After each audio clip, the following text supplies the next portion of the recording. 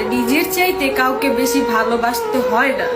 আর কাউকে ছাড়া যে আমরা থাকতে পারবো না এমনটা না। আমি মনে করি একটা সম্পর্কে মানে দুইজনের এফোর্ট দিতে হয়, টান থাকতে হয়, কিছু না সম্ভব। কিন্তু একটু খারাপ লাগবে, আমার এফোর্ট দিছি, লয়াল ছিলাম, চাইছি, কিন্তু আমি মনে করি একটা মানুষ যদি না চায় তাকে আর বিরক্ত করতে হয় না, এফোর্টটা থাকে না। মানে কেন একটা মানুষ রিলেশনশিপ করে না, বছরখানিক যায় না, চাইছি থাকতে, সে আমাকে রাখে নাই। কিন্তু আমি একদিক দিয়ে বলতে পারবো আমি ঠকি নাই, আমাকে ঠকানো হয়েছে। আমি কথা বলতে পারতাছি না, আমার এত পরিমাণ কষ্ট লাগতাছে। মানে এত কিছু যদি বিন্দু পরিমাণ নিজের জন্য করতাম আজকে অন্তত ভালো থাকতাম।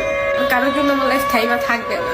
মানুষ এত মেমোরি কিভাবে ভুলে, এত টাইম স্পেন্ড করছে, এগুলো কিভাবে ভাই ভুলা যায়? মানুষ সব সহ্য করতে পারে, কিন্তু ভালোবাসার মানুষের ইগনোর, অবহেলা, তার ব্যবহার, এগুলা মানে যখন দেখে যে না কোনো কিছুই ঠিক নাই, তখন সেই মানুষটা ঠিক থাকতে পারে না। ট্রাই করার পরে তারে রাখতে যাওয়ার পরেও আমি পারি নাই তারে রাখতে, ধরে রাখতে। ব্যর্থতা ছিল, নয়তো তার ব্যর্থতা ছিল।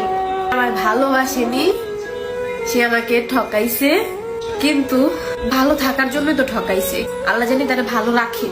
কান্না করছি, পাগল হয়ে গেছি।